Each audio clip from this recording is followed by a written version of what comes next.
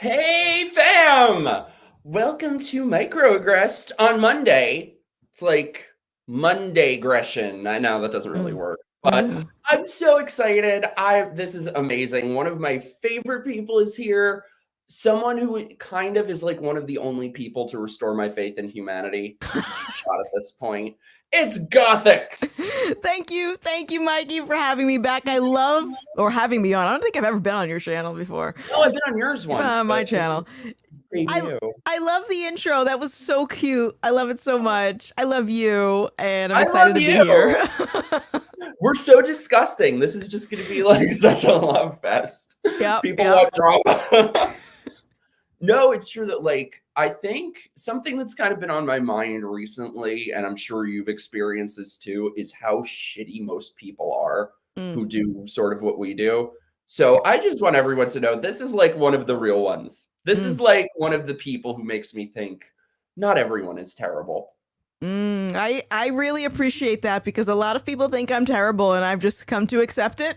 you know, it is what it is, and one thing that I've learned over the last couple of years of making content, it's like I have to learn to not get so attached to people. Just because like I see all the time, I see content creators and people who are fighting the culture war. They're always arguing with each other, and it's like you guys were cool 1 second, and now you're not. What's going on? So it's like I leave the door open for anyone that wants to have a friendship. Like I'm just that type of person. I can't be bothered to get upset about personal opinions of others. No, I think a lot of people just want to hear their own opinions parroted back at them. They don't Mm-hmm. actually want to hear anything that isn't theirs. By the way, parentheses, hello to all of our beautiful friends in the chat. Starsan is here. Ah, gross. I'm sorry, Starsan. I'm the worst texter. I'm going to text you. Our friend Esteban, Cody, Daniel, Jeremy, Kieran, B. Hi, everybody. Send us your super chats because, as you know, I am working I am an aspiring grifter. So help me become full-time grifter. You're like the queen of you are the host of the grift.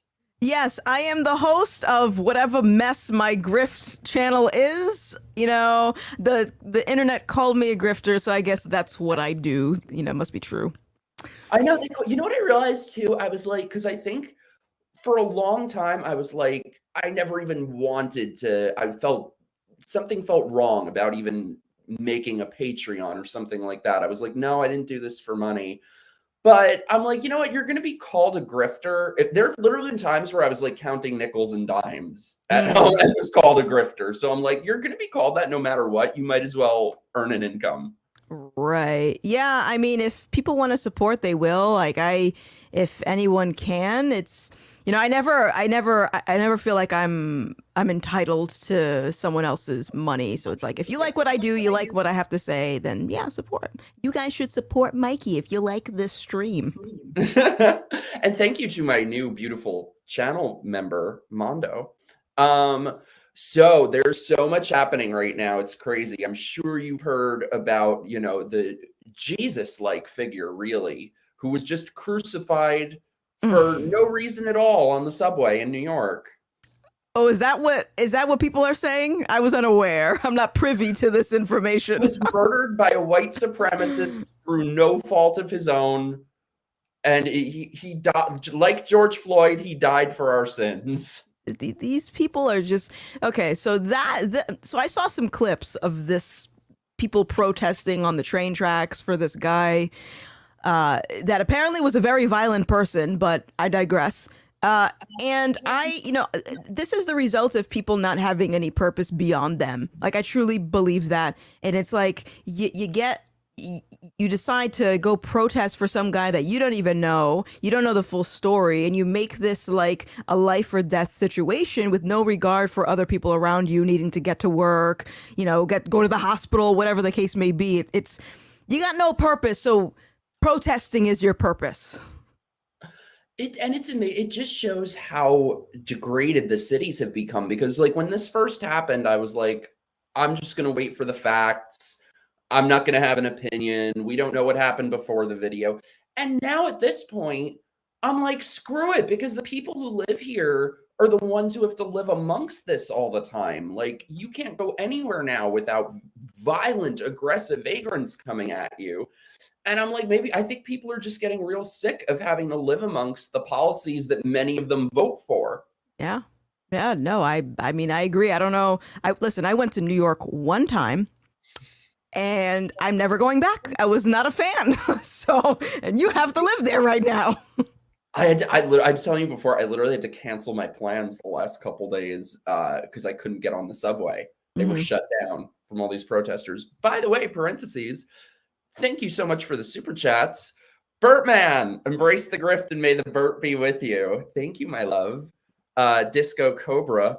Whoa, what's up, everyone? Just saw the Twitter post from Gothix. I was bored, so I'm here now. Love anything dealing with Christian beliefs, and of course, Gothix. She's the best. Looking forward to some cool discussions. Thank you so much for being here. Welcome to the squad. Our beloved Starsan, sending gift bugs via my microaggression. Also, fat phobia. Love you, kids. Love you. Here's your hetero reparations, Mikey. Thank you. I need them. Yeah, though, it's just things I think have gotten really nuts. And so before I move on, one more. Thanks, Jeremy. May the Jew Golds help you escape from New York. What was I saying? Oh, yeah. So I was tweeting the other day about how, you look yet again, especially with an election coming up, always weird how that happens. BLM is rioting, the left is rioting, they're protesting everything.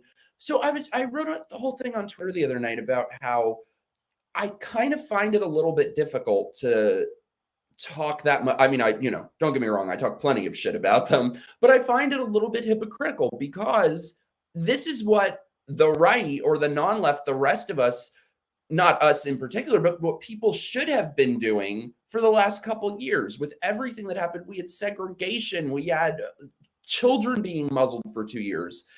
And the vast majority of people were just fine with it. So I, in a way, I feel like the left is psychotic and misinformed, but at least they stand up for what they believe in. I wish our people would do that. Yeah, I mean, I think I don't even know how to define our people because I'm not in any camp, but I would assume Same. people, fighting for freedom. Okay, yes, I think that there are a lot of people that are doing something. It just may be to the degree and aggressiveness that we see the left doing, maybe not so much, but I think minds are being changed all the time. Maybe it's just not as out in the open, but I can definitely see it. Like I wasn't as crazy as a lot of these protesters are, but I definitely held a lot of weird beliefs. Like I used to think that if you didn't take the jab or wear a mask, you should forfeit your right to get treated at a hospital. Like I believed that. Oh my God, I must have met you like right after that. Yeah, and this was just a couple of years ago. So I have to just look at it from like a positive lens. Like, yeah, things are getting pretty bad and they're going to keep getting worse, but people's minds are changing, but maybe it's just not. I think we have a tendency to focus on the negative a lot more than the positive too. That's true. I think for me, it was a little bit depressing because I wouldn't take the being segregated here and put out of work and seeing, there were protests and stuff, but how many people were there? A couple hundred. So it just feels like the right or the non-left is so complacent. They never really do much and I think with some of them, maybe they just don't realize just how bad things are. Yeah. I mean, that sounded very negative, by the way. No, it's understandable. I think a lot of people, at least this is what has really frustrated me since I started making content, is a lot of people are sort of just passive to the whole situation. And it's like, okay, yeah, we see some craziness happening, but that don't affect my life. That has nothing to do with me. You can do that if that's your choice. It's your choice. Do what you want. And it's like until it's on their doorstep, then they have to say something and do something. But I think most people have sort of gotten a taste of the chaos in their personal life. And I think the real problem now is getting people coordinated to to focus on one thing. And I was talking to you before we went live, and what I am now seeing is that people who are seemingly on the same side are sort of just bickering with one another. And it's like, this is all drama. Like, this has nothing to do about the bigger picture. You guys are like, you got fish brains and you're not focused on the task at hand. What is going on? It's gotten crazy. I keep asking myself, I'm like, how did and I am the same way that I don't consider myself really part of any tribe. I just use the term the right very loosely. But how did it happen that the right has completely imploded over the last year or two? Well, I mean, I can give you my opinion of what I think. What do you think? I think it boils down to morality. And what I've noticed is that a lot of people have their own standards for morality. Like, I was sitting through a recent conversation that was on like the Timcast podcast, and there were literally like 4 people arguing about when should a baby be aborted. Oh, maybe 9 months, maybe 2 weeks, maybe. It was like this variety of different opinions on something that could essentially be resolved if we were all following one moral standard, but we're not. And if it's not the abortion debate, it's the trans debate, it's all these other things where everyone seems to have their own idea of what we should do to unite the world, to make the world a better place. And the thing is it's almost like that phrase, too many chefs in the kitchen. You got too many chefs doing entirely different things and then wondering why nothing's getting better. Oh, that's so true. I never thought of it like that. Yeah. That's interesting. Yeah. So do you think in some ways that it's kind of like, wow, you're kind of blowing my mind with that, because that's a little bit the opposite of how I viewed things for a while, which might not have been the right way. That I've always felt we need every type of person. We need to be the biggest tent, have every type of person to fight for liberty. But you're right. Maybe there are too many conflicting views of what that is. And I think part of that is that it seems like there's so many egos with the chefs in the kitchen, that we can't at least come together on the things that we agree with. Yeah. Yeah. It's difficult, man. I don't, all I can do is do what I can. And that's, use my platform to at least get people to consider alternatives to morality, because some people put their faith in other people. Stop howling. My cat is doing something right now. I don't know what's going on.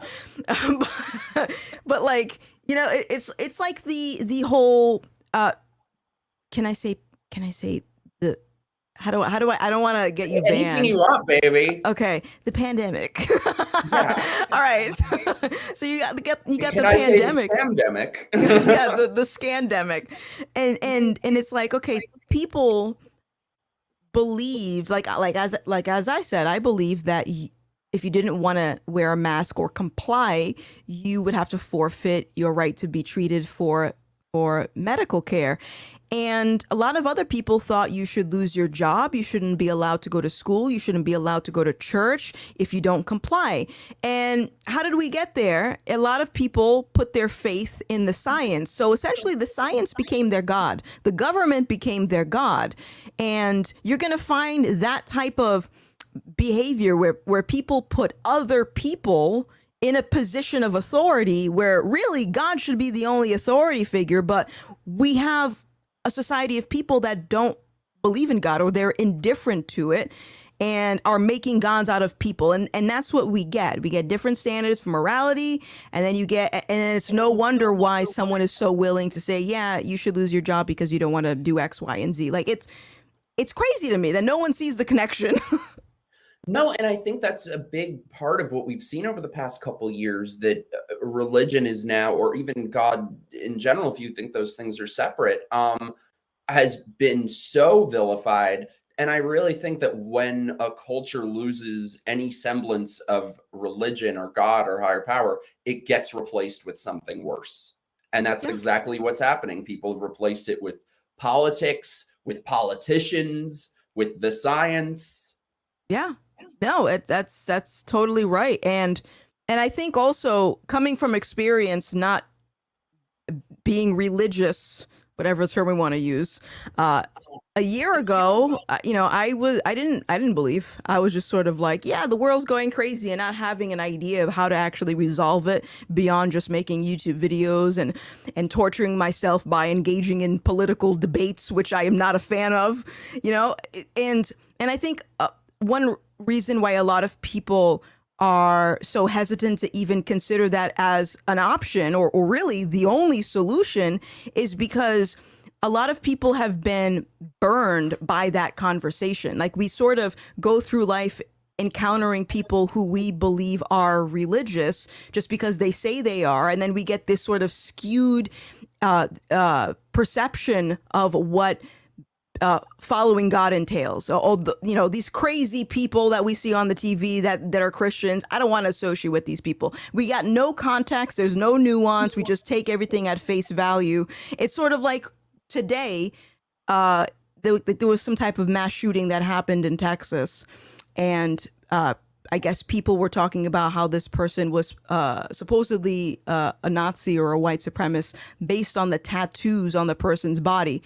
And I'm like, so that's what we're going with, that qualification of just, if you have a tattoo on and you just do a little salute with your hand, that means that you're following a particular ideology. There's no critical thinking. Like, what does the person actually believe? I think that's really what we should be focusing on instead of like looking at other people and coming to a conclusion. Does that make sense? I feel like I ranted a little bit. No, that's what we're here for. Okay. Well, it was another white supremacist of color.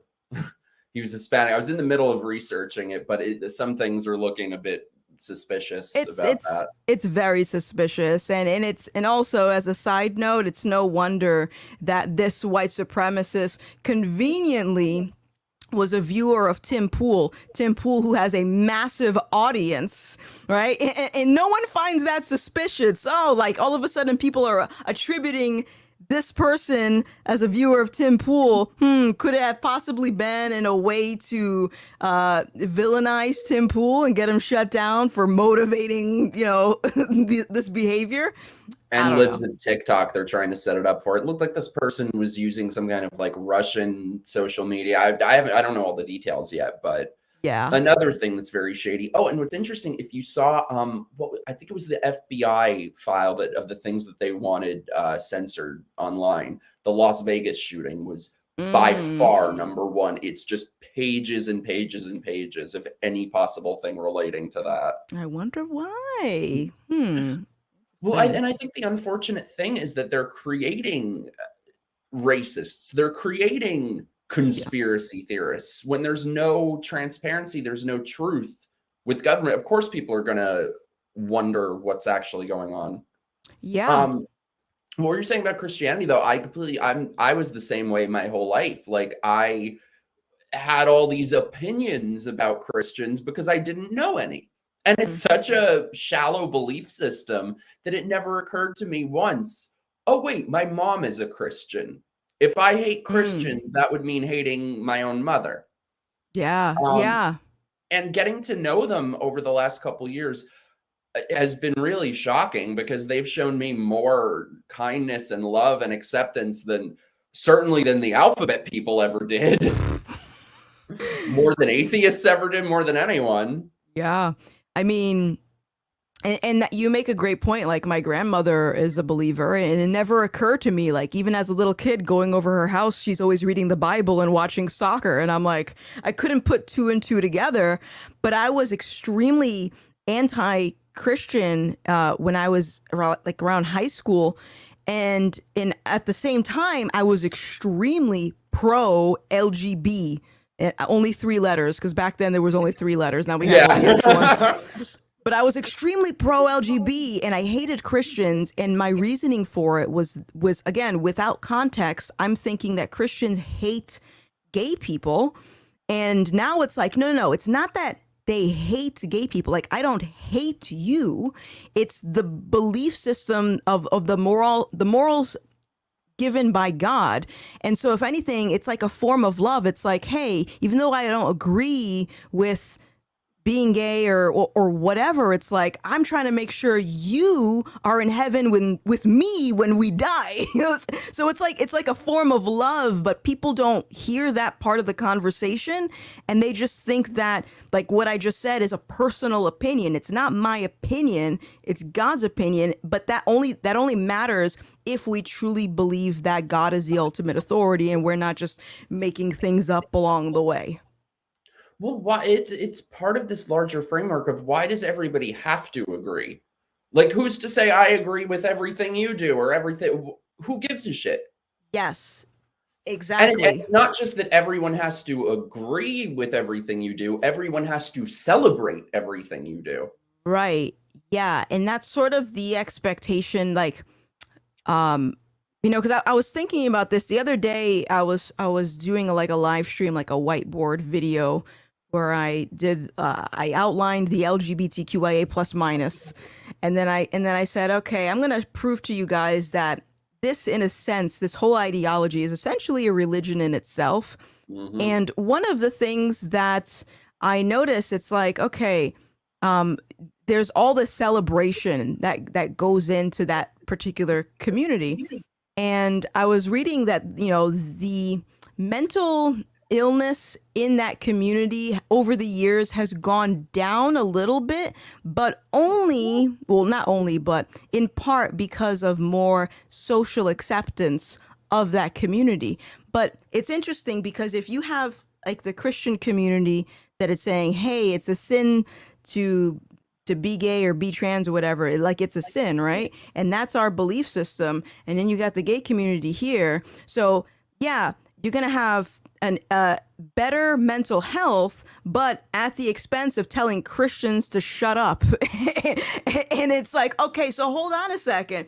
Instead of what I think is the best recommendation, which people don't want to hear it, just accept that no one's obligated to be nice to you, because I look in my comment section, people are always yelling at me, calling me names. It's like, hold on a second. I don't have a movement to protect me from people saying mean things. So how did we get to a point now where we're saying we must protect this particular group, and don't you ever say anything that's moderately hurtful, but we'll call you a white supremacist. It doesn't make any sense to me. Well, and I think beyond a religion, it's a cult. If you look up every official document, every warning sign of a cult, it exhibits every single one. Yeah. Because there's no protection for people like me or any gay person or transgender, anyone who defies them, anyone who goes against their doctrine. Yeah, no, absolutely. It is a cult. And if you look at the detransitioners, for example, I think that's one of the more blatantly obvious ones, where you have hundreds of people that are coming out and saying, hey, I made a mistake with this whole transitioning thing. There's a lot of complications. I'm not happy. I don't think it fixed anything. And I want to share my story. And people are attacking these individuals. It's like, hello, this is a cult. It's the same reason that Scientology attacks people who have left Scientology. Crazy. There's too much truth behind people who have been on the inside and seen how detrimental it is. I was watching a recent video that you did where you were talking about like mental health in gay people and stuff like that. And I think this is a good it sort of speaks to, I don't know, people talk about a lot the gay lifestyle. And people always have to agree or disagree with it. But I feel like what they're neglecting to realize is that it can be both.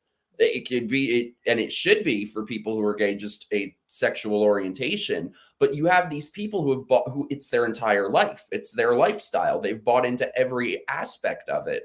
And I think that the lifestyle aspects of it that are being pushed on people are just, a friend of mine was asking me the other night, why do I always see these gay men who are like 40, 50, 60, and they're alone and they're miserable? I'm like, because they have been sold a lie. They have been sold a false bill of goods. They have been told that all of the things that the gay culture glamorizes and tells you are these wonderful things. It's just the road to a miserable, lonely life. Yeah. And they're gonna get that check once their looks fade, once they turn 40, 50. Yeah, I don't got no comment on that. I mean, yeah. Let me hit over to super chats. Thank you, my love, Jeremy. The right is so worried about losing their comfort in one fell swoop that they're losing it all over time. Yeah, I agree. We've sort of been like frogs being brought up to a boil, that we've accepted so many different encroachments. And I think a lot of people are just kind of used to it now. Yeah. Max says, which is safer, living in New York or living next door to OJ? I might pick OJ. You know, it seems like that was a personal situation. So I'm only killed 2 people. I'm just, you know, compared to however many crimes are happening in New York, I'll take OJ. Yeah, he only killed 2 people. Probably more people have been killed in my neighborhood since we started this stream. Yeah. Oh, you're so lucky you don't have to. You're outside of any city, right? Yeah, kind of. I mean, I'm in Rhode Island. It's a pretty small state. I feel like it's like a giant cesspool. You kind of see people that you went to high school with, even in the mall. You know, it's a little bit small, but it's not as crazy as New York, I would say. I think part of the problem with New York is it's so condensed, like sardines, and yeah, it's like they're gonna get angry eventually. There's a lot to be angry about here nowadays. Yeah. Disco Cobra, thank you so much. Oh my God, that's very generous. Thank you.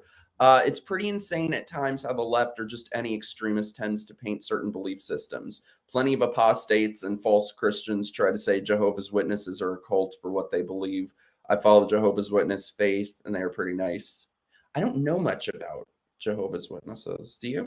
I don't know much except that I don't know. Yeah, I don't know much about it. So so I am of the belief that there is only one God, and the only way into heaven is through Jesus. But you got all these you got Jehovah's Witnesses and like Mormonism, and I don't know the ins and outs of those particular things, but as from what I can tell, they're false. They're kind of making their own version of, you know what I mean? I just don't know what it is. It's something else. It's like, well, we got all of these different religions and they all can't be true because they literally all contradict each other. So they're all doing their own thing. The only thing I know about Jehovah's Witnesses is they can't celebrate birthdays. When I was in kindergarten, there were 2 Jehovah's Witnesses, and they would have to like hide in the broom closet whenever he sang happy birthday. What? Okay, I didn't know about the hiding. I don't know why. That's literally all I know about them. So sorry I'm not more knowledgeable. Oh, man. What I really wanted to talk about, though, was so you came out with a video recently that I think a lot of people watched. It's called How I Cured My Depression Without Medication. Yeah. As soon as I saw you came out with that, I was like, thank you. Hell yes. Because I've talked about this a lot. I want to talk about it a lot more in general. I think this is the root of so many problems we're dealing with, is people do not realize just how many people are pharmaceutical zombies. They're just drugged up on so many antidepressants and so many things. And there isn't, and you know, we talk about the opioid crisis, but nobody ever talks about the antidepressant crisis or other drugs and just how bad these things are. Yeah. I mean, it's crazy. It's like people have been conditioned to, first of all, believe that depression is normal. It's not normal. You know, if it were normal, then we wouldn't be taking pills for it. We wouldn't be going to therapy for it. It's not normal. Like, depression isn't normal. We're not meant to be depressed, you know? And so I think a big problem is, first of all, people don't want to acknowledge that it is a problem. They just think it's a normal thing. Not to say you can't be sad once in a while, sure, but to dwell in despair and misery consistently, there's something wrong, and you got to address what's wrong. And by just taking a pill, again, I'm not a doctor. You can do whatever you want, guys out there, right? Don't let me tell you otherwise. But the pill isn't addressing the problem. there's something else.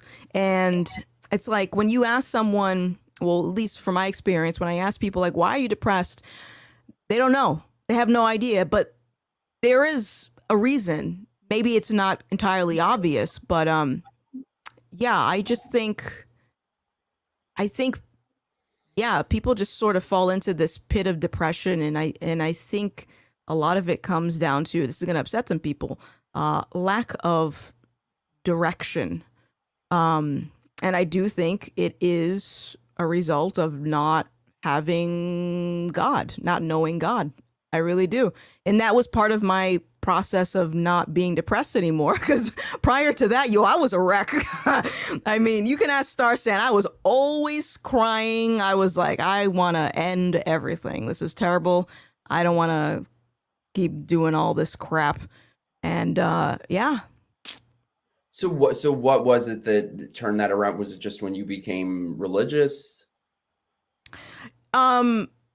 Yeah, so I wouldn't say religious. I don't really like using that term, because I think people, when they hear religious, they attribute it to like, okay, go to church, read the Bible, which I think both are important, but it's literally like something supernatural that happens when you surrender your life to Christ and you obey his commands. It's just something supernatural, and one of the benefits of being in Christ is you get joy. And that's because one thing that Christians understand is, once you become a Christian, it's not going to be a walk in the park. It's not going to be like you're never going to have any problems. I get more hate now than I did when I started making political commentary. Like I even see it in your chat. Like, people are just like upset with what I have to say. And so it's not that I'm never going to receive friction in my life. It's that I have joy to weather the storm, and it's like everything's good, everything's all right. And that's something I didn't have before I became a believer. I just saw this in the chat, Cody. They keep trying to get me on the meds because I'm sad. I would just say, do a lot of research before you do. Ask every question. Look into everything it entails. Look how long you would have to be on it. Look into what it entails getting off of it. And just ask a lot of questions, because it's a serious decision. I feel like a lot of people, it's easy to just trust a doctor and just make a quick decision because they make it sound like it's nothing to a lot of these people. It's horrible. Yeah. It made my depression worse. Did it? Yeah. Oh yeah. And then it also, I would say, because I tried a few different brands of it, but there was one brand in particular, it made me into a zombie. Like, I was just numb. It was just no emotion at all. It wasn't happy. It wasn't depressed, but it was sort of just like, I'm coasting, and there was nothing else. I've known so many people that have had that happen to, that have just had their lives ruined by antidepressants. And I've seen how doctors they will either tell you nothing, they'll pressure you to get on it, or in some cases they'll outright lie to you. I went to 2 different doctors for I'm struggling with ADD that I just like can't focus. And I was like, I don't want to take anything for it, but let me just go to a doctor just to see what sort of help is available, what treatments are. The first one just prescribed something, didn't tell me it was an antidepressant. But I researched, I was like, I'm not taking this. So I went to another one. This bitch lied to my face. And because I was sitting there Googling, and I was like, that's an antidepressant. She's like, oh no, it's not. Google is an antidepressant. Yeah. And then it was like, oh, well, you should take this. This is a great one. I look it up. It's an antipsychotic. And I'd been in there for all of 5 minutes. So that just really showed me. I mean, imagine if I didn't know to look things up and I just took all that. Yeah. Well, I mean, it's an incentive. Like, they get paid to sell you on this pill. And it's the same thing with anything that comes out of the pharmaceutical industry. Hint, hint, nudge, nudge. They want to sell you on it because there's an incentive involved. And, you know, that's not, like I said, it's just not fixing it. And it's a lot easier to just say, here's your prescription, get out of my face, as opposed to trying to understand what is the root cause of the problem. It's so sick too that there's an entire pharmaceutical sales industry that doctors make money the more that they drug people up. That shouldn't be a thing. Yeah. It's I just hate it. I feel like in a sense the pharmaceutical and the medical field or the medical industry is just making people sicker. They are. Well, I mean, there's no profit in curing people. Yeah. Then they won't be customers anymore. Exactly, which is why, my friends, trans affirming care, there's an incentive with that. Okay. I think this is very similar though, because people talk about turning people who have gender confusion into lifelong medical patients. That's kind of the same thing this does when they're put on all of these drugs that are very difficult to get off of. Yeah. Yeah. It's an incentive. And, you know, I don't know. I think on the other part of it too is a lot of people take the road with least resistance because it's easier. It is easy to take a pill.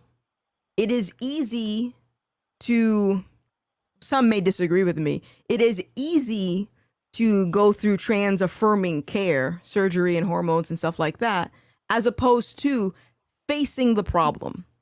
The problem is you're depressed. Why are you depressed? Let's figure it out. We got to dig deep. We got to tear back all the layers. You claim to have gender dysphoria. All right, let's address that problem. Why? Why is your identity such an issue? Why is that such a problem that's your entire being is your genitals? Why? Why do you care that people call you by a pronoun that you don't like? Like there's an underlying problem there that isn't getting resolved because we're just affirming everything and coddling people and encouraging them to take the easier route instead of facing themselves and recognizing that, okay, this sucks. This is very painful for me to do, but I need to overcome this. And I think in the long term, there's so much benefits to that because now you're more equipped with emotional resilience to deal with problems down the line. Because, you know, with the whole antidepressants thing and the gender affirmation thing, it's like you're not learning how to deal with trials. And this is not going to be something that you can do throughout your entire life where you just beat around the bush and expect a solution immediately. Like, no, it takes work, and it starts with you doing that. And I would say with both of them, I don't know, you might feel a little bit more hardline than I do. I feel like there are people with both of those things where it might be appropriate or where they're helped. But I think these two things in particular are being used as a Band-Aid for so many people that aren't actually gender dysphoric, that aren't actually depressed, that don't have these ailments that they claim to. Even when you look at these people, that their entire bio is just a list of different ailments and illnesses. It's just all being used to cover up for this sort of cultural rot that we're living amongst. And I think that's what's causing a spiritual crisis in people. Yeah, absolutely. I mean, it's like there's more often than not, there's some type of emotional trauma there. And there's a root to that. Like there's history there if you go back far enough. Like I've noticed that if we just take like the gender identity topic, for example, there's a lot of white straight men that sort of play into the gender identity thing. They got the he, they pronouns in their bio, you know, and it's like, well, hold on, man. Like 2 years ago, you were just a dude and now you're a they. How did this happen? Well, again, if we go back a little bit further, we can see that when Black Lives Matter came about again in 2020, there was a big push to villainize white people and make white people feel terrible for just existing. And to me, I'm putting two and two together. If you got a community of people being villainized as the bad guy, but they recognize, hey, as long as you're a part of the LGBTQIA, you can get love and you can get affirmation, and you're one of the good guys if you align yourself with us. So it's sort of like this tactic to just villainize one side until they surrender and say, okay, I'll subscribe to your ideology. Because what happens if you don't subscribe to it? You're a bigot. You're a transphobe. So naturally, the logical solution would be, okay, I guess I'll just align forces with them. I'll just join the team. And there's so many then who don't want to change anything about themselves, because I think most of them, they want to attract liberal women, maybe. So he's a pansexual. He's shit like that. It's insane. Yeah. And this is what we were saying before, that people just use these things in absence of a personality, whether it's politics, whether it's alphabet shit. Mm-hmm. Yeah. No, it's I don't know, it's a whole mess. It's a mess, man. It is. So there's one thing I wanted to get your reaction on. Sure. Which brings us to our favorite segment. Transes of the week. Transes of the week. Transes of the week. Transes of the week. Transes of the week. Our new segment where we look at all the crazy transes. So I think one of the big problems we're dealing with is that there's no such thing as truth anymore. So This is possibly a good example of that. Are you ready for this? Oh boy, I'm afraid. And I'm gonna go pay for them now. This is definitely one of those things I never thought I'd ever do in my life. Okay, so I'm back home and I'm about to insert one. But a couple things. One is, from what I've been inserting a tampon into his, I don't know what. Okay. Taking a tampon out of a dry vagina really isn't something that's advisable. In order to prevent that, what I've decided to do is basically lube myself up a little. And what I'm using is a little trusty coconut oil. Now this thing is... Where though? He's gonna put that in his booty.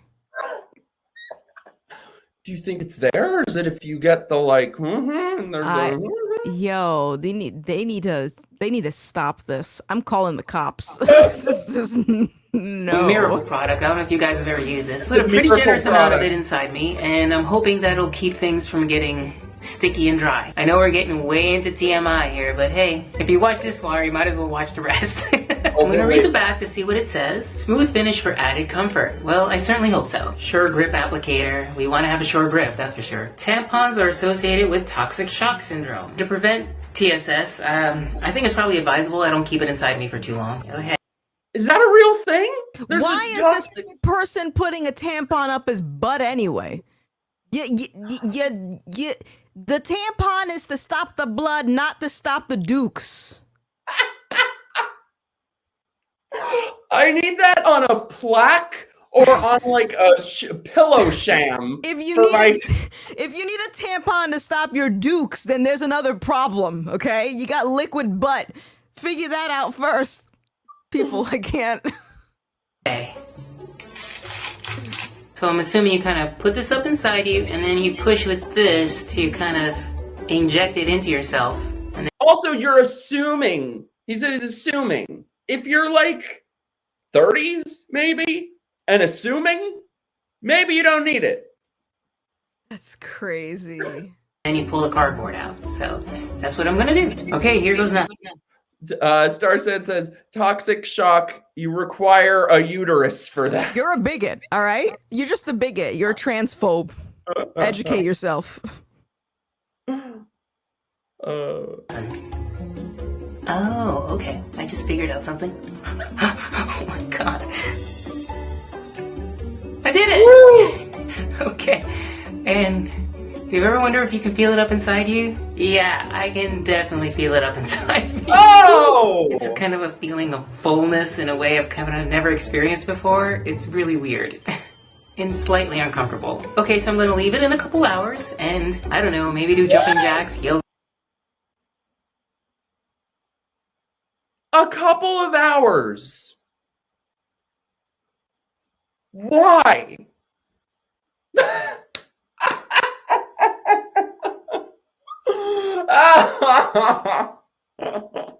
I just, you know what? I don't know. I don't know. No, so I'm going home and bleaching my brain. Why though? So is it like, do they know that they don't actually, do they know?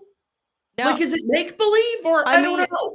was this person someone that got surgery, or was it legitimately going up their butt? Oh, they never said. Well, Okay. there are a bunch They of never- people who say like they get their period and tampons. So I don't know where they're putting it. No. That's diarrhea, my friend. That's not a period. That's As though it's uncomfortable because it's not supposed to be there. nah, man, nah. I'd rather watch this than BuzzFeed woman free bleed. Oh, remember that? I don't know what that is, but I guess I can assume that something about bleeding all over, your carpet. I don't know. They closed recently. They just went out of business, BuzzFeed. Oh, good. Oh, that's good, because it was trash. They were a big part of my red pilling towards the end when I was a liberal, because I knew so many horrible people and they all worked at BuzzFeed. Wow. Oh, like wow. The most insufferable, like all those people who were every day, you're a white supremacist, you're a homophobe, all these things, all worked at BuzzFeed. Yeah, that's. Thank you for sharing that with me. I feel so. You're welcome. Aren't you glad you came here? I feel so enlightened. And now I remember why I hate the internet. Well, it's weird that like it's kind of the chicken or the egg that I wonder sometimes. Are people like this? Are they this way because they can share it with everyone, or are they sharing it with everyone because they are this way? No, I think it is I think the internet is a big problem in itself, because like, yeah, before the internet, let's say there was no internet and men thought they were women, what was stopping you from shoving a tampon up your butt and just keeping it to yourself? And no, you have to tell everyone about it because you want people to know for some reason. Yeah, there's no woman, first of all, who would be, I mean, unless she's doing some kind of like fetish porn or something, there's no woman who's going to be like putting tampons places on camera and telling people about it. Yeah, that's so weird. Speaking of that, what are your thoughts on that? These chicks with their OnlyFans and stuff. They need to stop it. I'm just tired of seeing butt cheeks on my timeline. Honestly, I don't, people say it's empowering. I would love to know how. I don't get it. I think that, especially now for my new beliefs, it's like you're sort of encouraging a sin that is really infecting the world. I think a lot of people, when they have like these OnlyFans, they just think I'm making money, or this is empowering. It's just for me because I love my body and I'm just doing this for money. This is my career. But they're not thinking about like how that behavior branches out into the rest of society, because you're contributing to a culture that, number one, is responsible for sex trafficking. That's the first thing.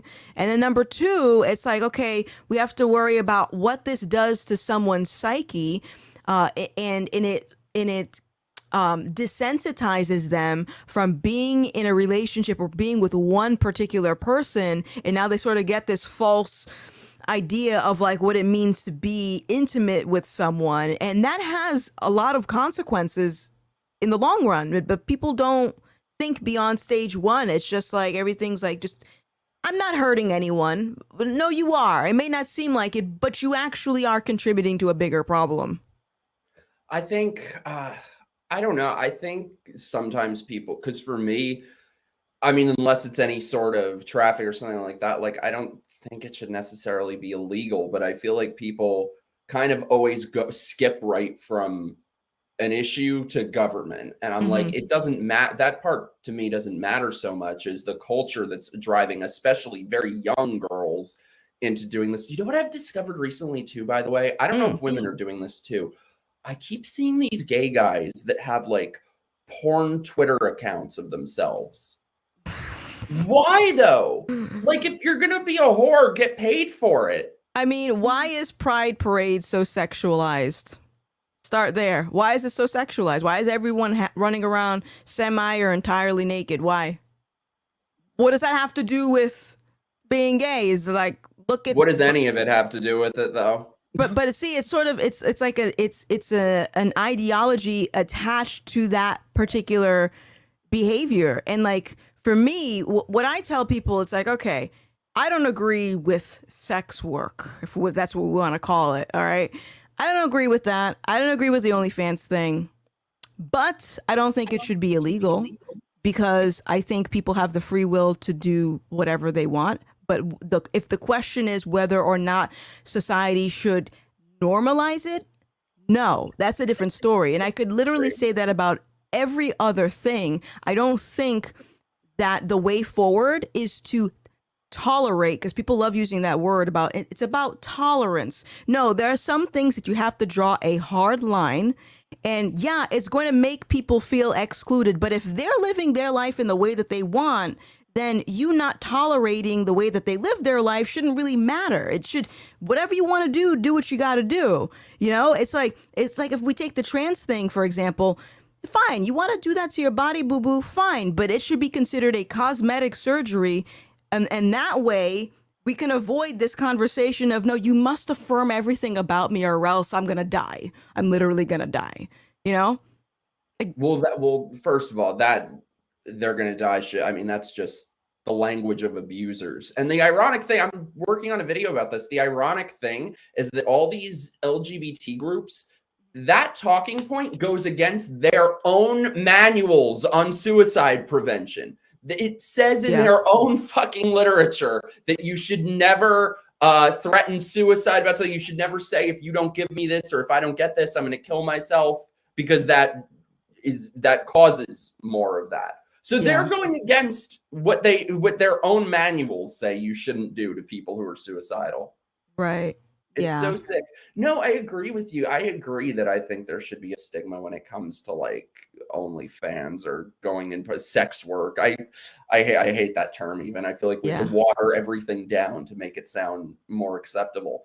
But I feel like so many people, especially ones who are younger, feel this pressure that like this is the way to gain acceptance. This is the way for approval, especially from, you know, for women, they think that this is how you get men's approval. Gay people think this is how you get approval. I just think that says so much that you have all these guys with their own porn, because at least OnlyFans, you could say, okay, they're doing it for the money. Yeah. But take the money away, then what? For like, this is how you get approval? Yeah, it's and also, not to mention the other layer to it is when people get into that type of work, I would assume they get into it because of the money. That's what I can just assume. And it's like, okay, but the money isn't going to resolve the regret that you might potentially have down the line. And then once you realize that, hey, all of these videos and pictures, they're online forever, I'm not going to be able to get rid of them. It's like, what do you do then? It's like they're mesmerized by the dollar signs and I don't think it thoroughly. And it's sort of like this misinterpretation about how intolerance to something is considered hatred. It's like, no, I don't hate people that engage in that type of stuff. It's care, it's love, because I'm thinking about what your life is going to look like down the line. And I'm also worried about other people that might be affected by that type of content. Like, again, do what you want. I'm not going to condone it. I'm not going to celebrate it. I'm not going to say that it's normal. And I think that, again, if you're someone that is happy doing that, then what I have to say really shouldn't matter anyway. No, and I think also it's very hypocritical, these people who pretend about, oh, sex work is real work. Then tell your daughter to do it. Sell your daughter off to a pimp.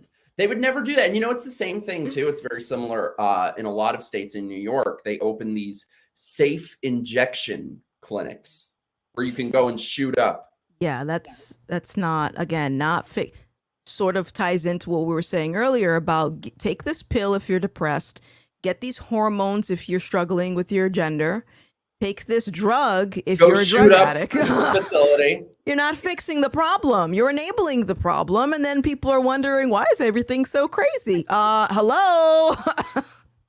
Freely, Ashley is here. I don't know if you guys know each other, but she's another I do. spectacular person. The term hate has been severely watered down and distorted to the point where people don't even know what it means anymore. Yes. It doesn't. Yeah, nobody knows what it means. I want to ask you a question, Mikey. I want to ask you I'm going to flip it around. This is my show now. This is the Gothix aggressed show. It doesn't roll off the tongue as much as I'd like. Vanessa Aggression. That just sounds like a venereal disease. Yeah. I don't like it. Okay, so here's my question to you. As someone who is gay, you are gay, yes? What would give you that idea? I don't know. That's just what the kids on the street say. As someone who is gay and someone who is a Christian, do you feel threatened by my belief, or not my belief, me adhering to the standards that I believe God set, that homosexuality is a sin? Do you feel threatened by me believing that? No, I couldn't give two shits. No Why? offense. Why? Why don't you feel threatened? Affect me. I disagree. Partly, I don't know that I would even necessarily call myself Christian. I guess so, because I'm sort of like a little bit. I used to be an atheist, and I've come around on that, where I believe in God. The rest of it, I'm still a bit unsure of. No, like I said, I don't need everyone to agree with me. I have my beliefs on it that I personally don't agree with. My belief basically is that I think if God didn't want people to be gay, he wouldn't make them that way. And who knows to say if, they say born this way, who knows? I've never found it a very interesting question. Like, am I gay because I was born that way, or am I gay because when I was 2, my mom wore too many sequins? I don't know. But I think the more relevant question, though, is it voluntary? Is it a choice? And I feel like if I am not living proof enough for people that it is not a choice, because there is no way on planet Earth that I would choose to be around these people. Yeah. They're horrible. They're horrible.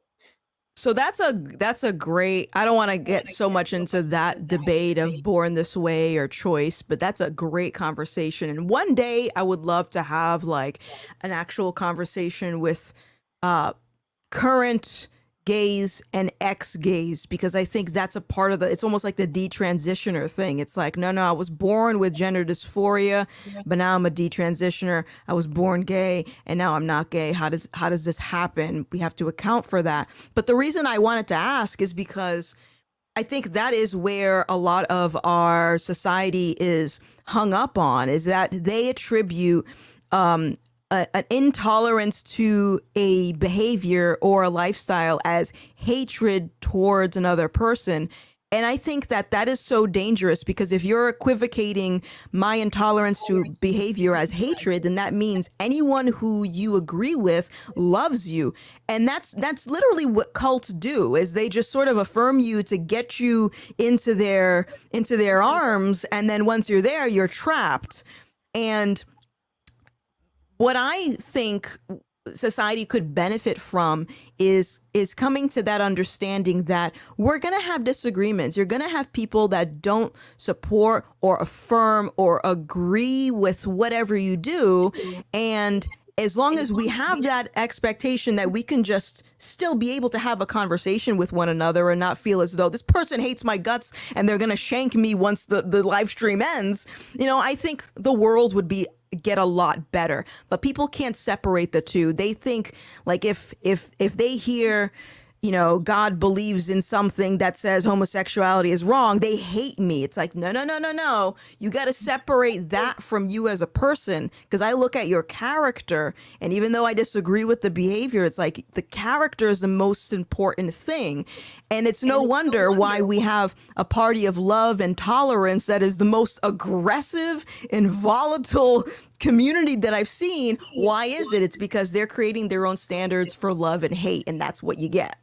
Yeah. And I think that sort of, what would the right word be? Coexistence or whatever has to be a two-way street. It feels like there's always people who want to be able to agree to disagree, and one side who doesn't want that with the other person. So for me personally, I feel like we can all disagree on sexual orientation, but I think the important question is, what is the best thing for all of us collectively who can disagree on that? And I think if you were to have a society that shuns people for being gay, I think it only leads to negative things. I think it would lead to a lot of gay men marrying women and then coming out 30 years later and destroying their lot. To me, I'd get banned if I said what I thought should happen to gay guys who do that. But I think it would lead to a lot of destruction for other people if they weren't free to love who they want to love. But we do agree when it comes to, I think a lot of the things that people associate with being gay are learned behavior and are lifestyle things that didn't necessarily have to be that way. Because there are people who are able to defy those things and live a happy life. I'm working on it myself, but I don't think it always has to be the case. Yeah. Let me ask you another question, if you don't mind. What do you think, based on the society we have right now, do you think a society where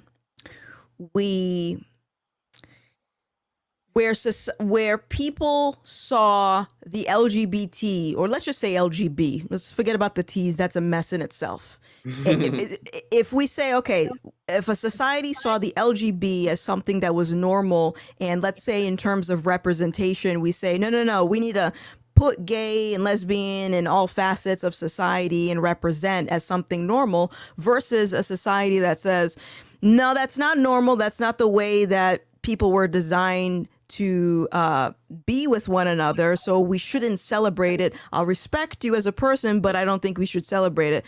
In these two scenarios, which scenario do you think would lead to a society where people were less crazy than what we have now? Neither, really. Neither? What do you mean by normal? Because I think they're sort of two different sides of normal. There's normal as in something that is naturally occurring, which I believe that it is, or normal as in something that's not the majority of people, in which case, in that sense, it's abnormal.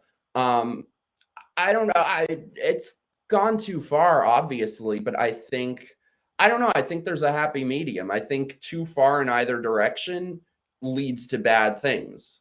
So how would you reel it back? Oh, it's God. gone too far. How would you reel it back? God, I don't even know at this point. It's so far gone. I don't know. I think part of it is offering another way for gay people and showing that you don't have to buy into these things. Because I always say, I think a lot of these things, we're just talking about sex work and all of these things, promiscuity, a lot of these things were ideas that were venerated and were seen as desirable in the gay culture that's now being exported to the rest of society. So I think sort of changing the culture is really the way to do it, because I think a lot of gay people have never been told these things, have never been told, you don't have to be like this. This isn't going to lead anywhere positive. So I don't think changing the culture is going to fix anything. I think that in the same way that people, they're like, if we go back to the trans thing, some people think that transing the kids it's too far. We cannot trans the kids. But those same people will say, but let's leave transgenderism as surgery as like an option for adults. If they want to transition to the opposite sex, let's leave them for adults. And what I've come to realize is that eventually, even with the best intentions of mine in mind of trying to normalize something, even if it's for a specific group, like not kids, but adults, eventually you're going to end up with people not being satisfied with what they've been presented. So it's like, how did we get to a point where men are, assaulting women in prisons? Well, it starts with a lie, and it starts with affirming them in their gender identity. And eventually it was because people realized the surgery isn't enough. I want people to affirm me. I want to change my license. I want to change my birth certificate. And it just keeps going. So like, if I take the gay thing, for example, and I ask you, what do you think about like a society where it's like, okay, I'll respect you, I don't see it as normal, versus no, it is normal, and we even celebrate it a lot of the time. The same thing sort of happens because, right, you had I don't know, I'm not too familiar with the Stonewall riots or anything like that, but like gay rights and all that stuff. But eventually what happened is now you got a lot of people in the gay community that are going after Christian business owners and now saying, no, I want you to affirm my behavior as something that is normal, even if it conflicts with your religious beliefs, because I'm not satisfied in what I have right now. And so all that to say, I think eventually, inevitably, we end up in a place where no one is satisfied. And so how do we stop that? I don't think it can be resolved with the culture war. But here's the thing, Gothix, isn't that kind of the same? Gays and LGBT wanting to shut down Christian businesses, wouldn't that kind of be the same thing as if Christians were trying to say, let's shun gay people, let's shut down gay things? Because at this point, correct me if I'm wrong in the chat, but I think religious people are becoming a minority now. It seems like everyone's an atheist. So that's why I think basically leave people the hell alone is the way to do it. And everyone should just be free to do what they want. However, culturally, I think there should be some guardrails. Yeah, no, I think that, like, to my knowledge, Christians aren't shutting down gay things unless, of course, they're trying to indoctrinate kids with drag shows. Then I think once kids get involved, now it's like, okay, now we mean business. Oh, for sure. But, I have yet to meet a Christian that says, no, we want to shut down this gay business owner over here for what they disagree with. In fact, I know of a lot of people that would probably say, I'm just not going to shop over there if it has something that's explicitly going against my faith. I'm just not going to support it. Again, I'll say hi to them on the street. I'll treat them with kindness, but I'm just not going to support it. But again, the indoctrination thing that's happening in public schools and these drag clubs, yeah, now that's a different story. Oh, for sure. No, I didn't mean that that's happening. I meant if we were to decide we're just going to say this is abnormal, I think there are a lot of people who want to say that about religion now.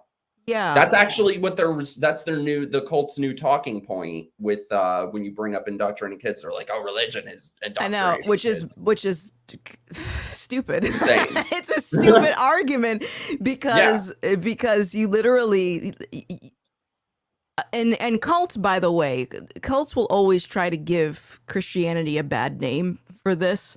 And it's unfortunate because that's what people hyper fixate on. And they think that is the same thing as willingly accepting Christ. Like no one can force you to do that. And that's why I oppose countries where they try to legislate it. No, you must become a Christian, because that literally you're cosplaying as a Christian.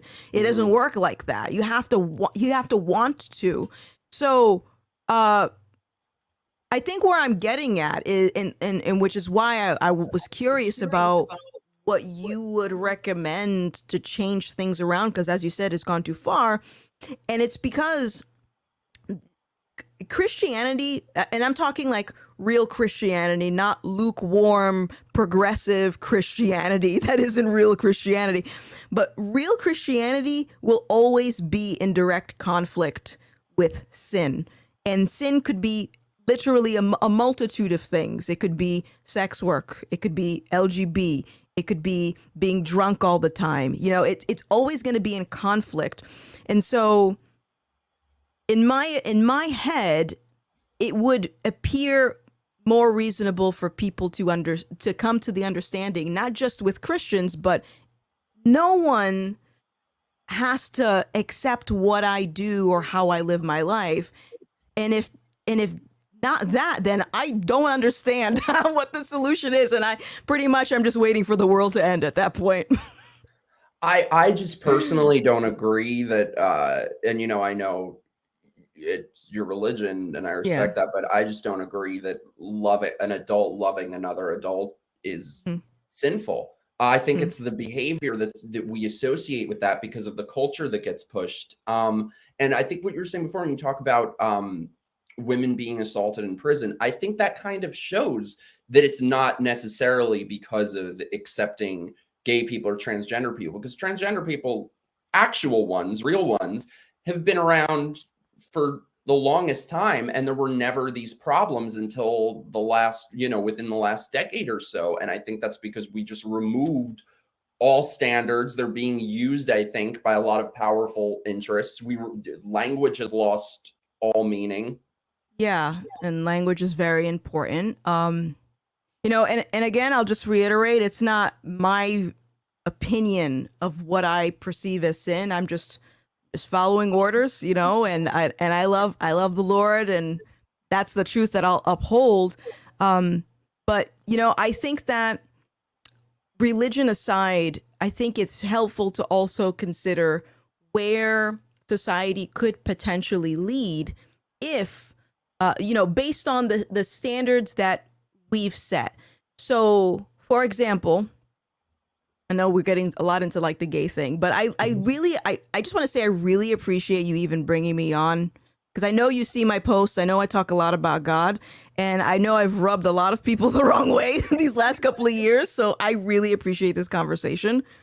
The channel is not an echo chamber. I want everyone to know. We've Gothix say my last guest was like a leftist who was a sex worker. Before that was a transgender. This is not an echo chamber. That's a lot. Oh, wait, that was different guests, not the same person. No, different guests. Okay. I said, whoa, that's a lot. All you. That's a lot. Okay, so would you agree that there could potentially be in the pipeline the normalization of pedophilia? Yes. Would you agree with that? Yes. Oh, okay. So, if we work backwards and we sort of analyze the framework of which, so it's what I like to say, it's like the scientific word for it. It's called the Overton window, and what it is, it's like the social consensus of what is acceptable, tolerated, whatever. It shifts over time slightly, but very little by little, it just continues to shift. So, for example, if we just zoom out and we look at history, let's say 200 years ago to now, you won't find pride parades, you won't find, trans surgeries or anything like that. But now it's like it's everywhere. So how do we get from point A to point B? We can also take it in the direction of, the nuclear family. 200 years ago, families were more intact. We zoom out.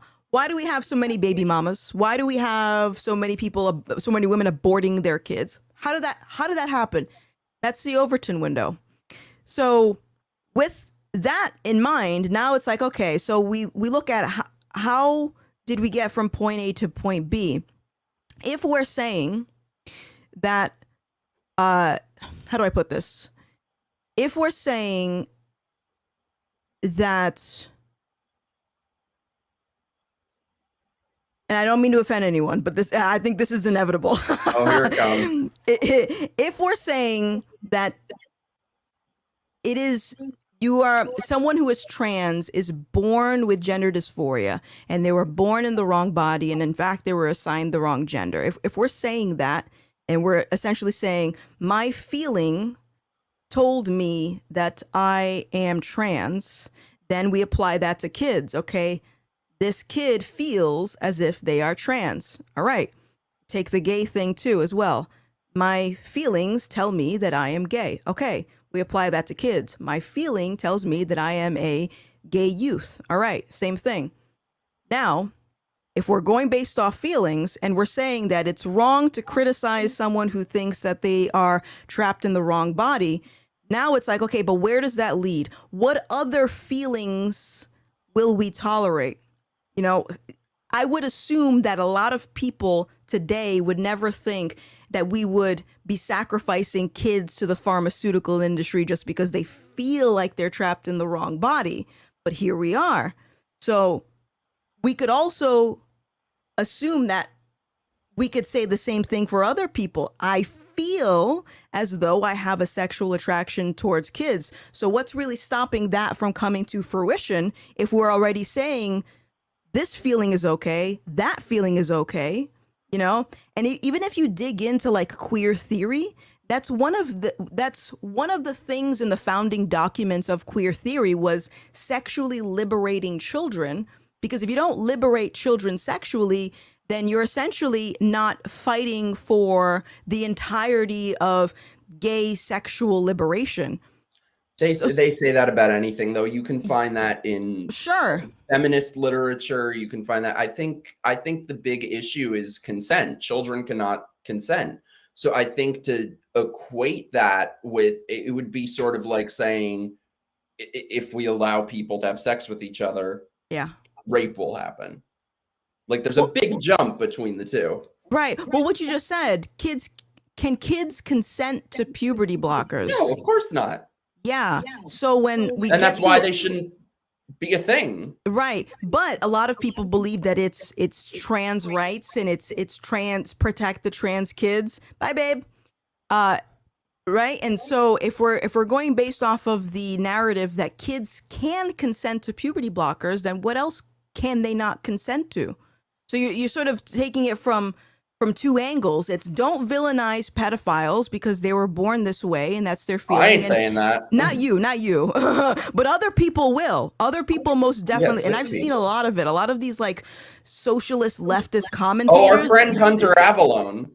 I don't deny it. I do not deny it. But you know, they say don't villainize pedophiles. You know, this is human rights. Don't villainize it. And then we're also saying kids can consent to this. So how do we stop that? You know, it's like, how do we stop it? I think that's kind of the point is that when you remove any standards for society, when you remove any guardrails, that's what happens. But if you're going to say it'll lead to that, you could say that about anything. And I think where it becomes, I think it's kind of dangerous to conflate being gay with pedophilia, because then that opens the door to say that pedophiles are only gay. I mean, the most famous pedophile in the world was straight, Jeffrey Epstein. Yeah, well, I'm not conflating, by the way. What's that? I'm not conflating, by the way. I don't want to. I don't mean you. I'm just saying. I think that gives people a pass to think you only have to look at it from here. You don't have to warn kids about the guy in the van trying to get the little girl in the van.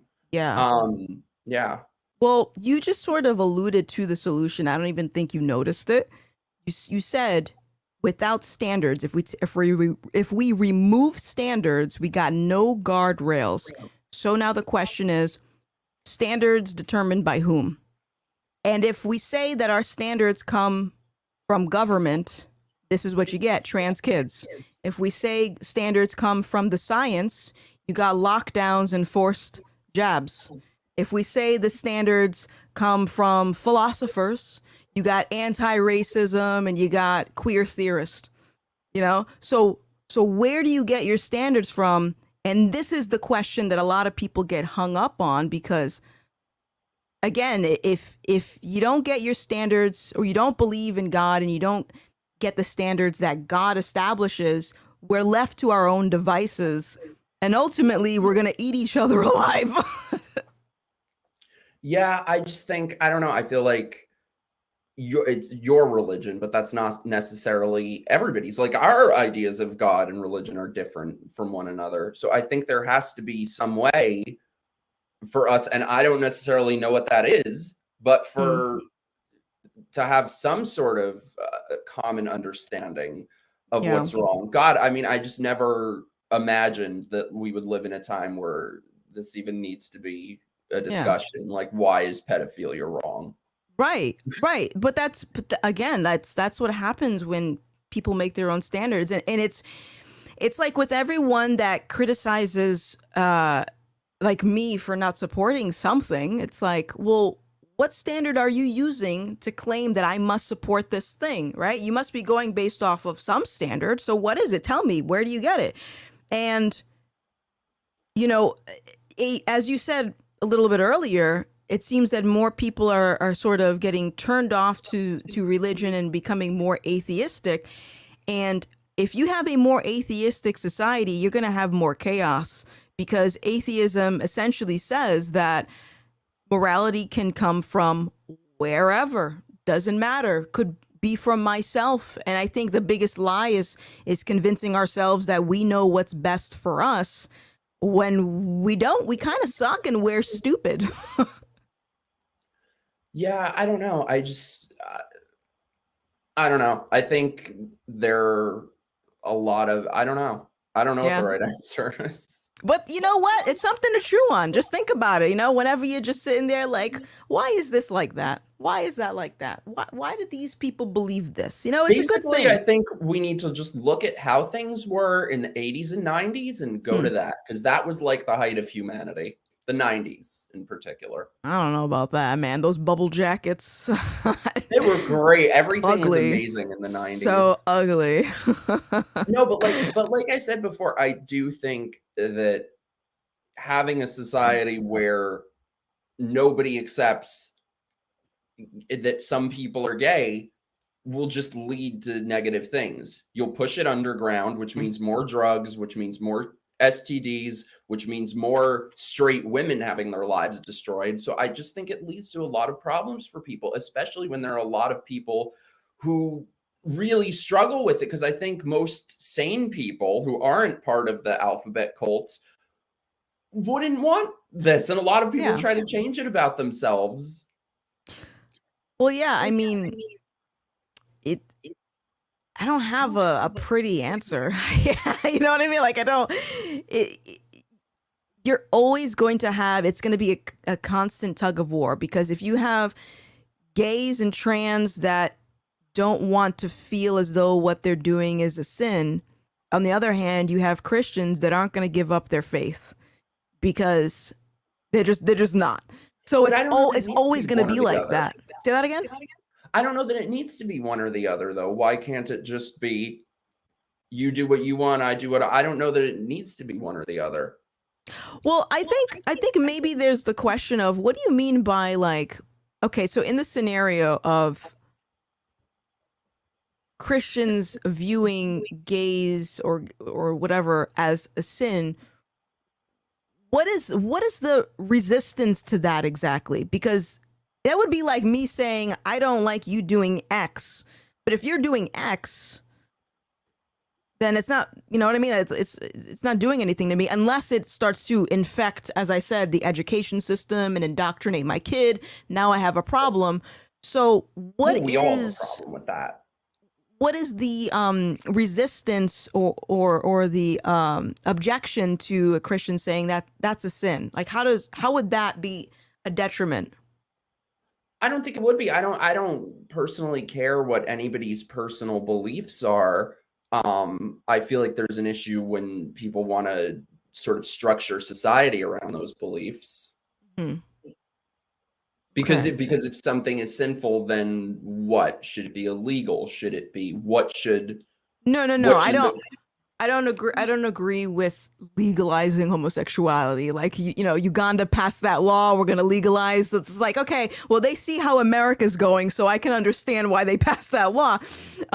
But I don't think making it illegal to be gay is going to do anything as much as making it law for someone to be Christian. That's not going to do anything. But basically, I guess my point is that gay people are going to exist no matter what. So I think the question needs to be, what is the best outcome for society with that. And I think, you know, people commonly talk about family values like that's something that excludes gay people. I think that's the answer to everything, is promoting values that apply to gay people that aren't just being the drunk slut at the bar. I think it's better for them. I think it's better for everybody. I think everybody wins in that scenario. Yeah, like I said, you're gonna, because what you're essentially saying is that you're trying to create a standard that has there is a standard, but not everyone wants it. So I am of the belief that there is a creator and we are the creation, and the designer gets to set the terms for how we're supposed to live. I love bringing this example up. If you just take a few of the 10 commandments and just compare a society that followed those commandments versus a society that didn't, let's say don't murder, don't lie, don't steal, you're going to have a vastly different society. It's going to look a lot better than the other one that rejected those commandments. So even though someone who doesn't believe in God, doesn't lie, doesn't steal, doesn't murder, there are other sins that they may be contributing to society that they have determined is okay.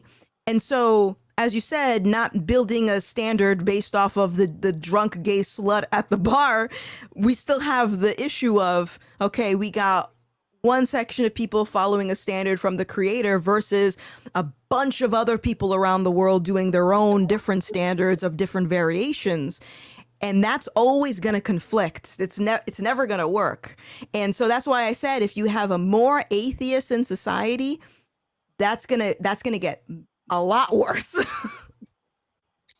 I don't know. I feel like for me, I don't know. I feel like we need everybody who cares about sanity and liberty and restoring some of these guardrails that have flown off. That I don't, me personally, I don't care if you're Christian, Jewish, atheist. I think we need every kind of person. Do you care if I'm black? Yes, I do. Don't you see my swastikas? I like the shooter. My swastika tattoos are covered up. I knew it. I love that alien shirt, by the way. I've been peeping that. That's really nice. Yeah. But yeah.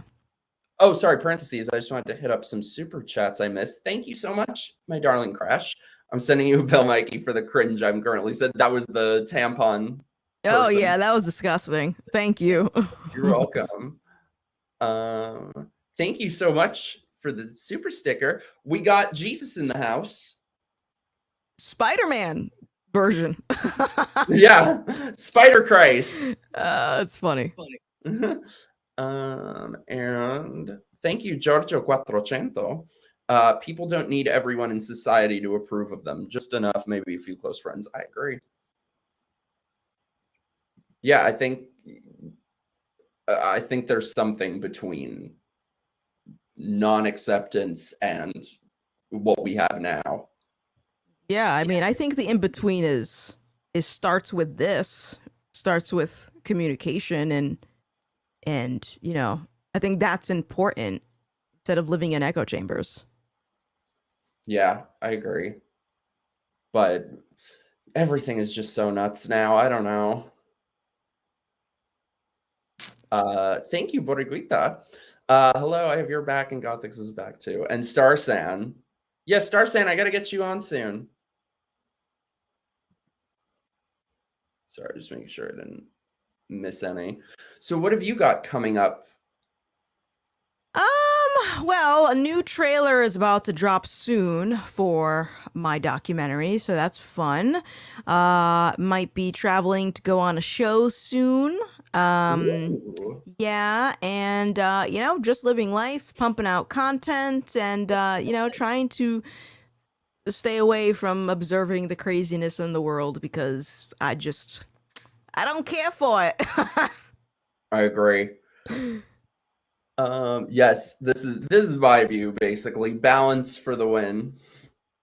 Balance, it's quite good. Balance is nice. It's crazy though. There's a church in my neighborhood where they have in front all flags, Black Lives Matter, the triangles with the alphabet and the rainbows, climate change they have a flag for. I'm like, That's so I think bad. I would prefer it if y'all were homophobic. Like, That's so bad. But we're not homophobic. but I think I would Mikey. prefer that. I'm kidding, But but we're not, not. But I don't. Those churches, those church leaders need to repent. well, They need to that's knock the it thing off. too, though, that I think is interesting when people who try to lay this all on gay people is like, churches won't stand up against this. It's everybody. So that's Yeah. I think why my view is balanced, because every type of person has gotten us into this mess, and I feel like it's going to take every type to get us out. Yeah. Well, it's funny because the Bible talks about that, and they talk about like in the end days, there's going to be people that will come as like false prophets. They're going to follow the world, follow cultures. They're going to claim to be leaders of the church and stuff. They're going to just do their own thing. And that's exactly what you see. You got all these BLM signs on churches. Why? This isn't a social justice club. Like, it's not a community center. It's crazy. Speaking of which, by the way, I don't want to keep you all night, so send us any remaining super chats you have before we wrap up, which, we need to like plug our things, which brings us to the segment. Uh-oh.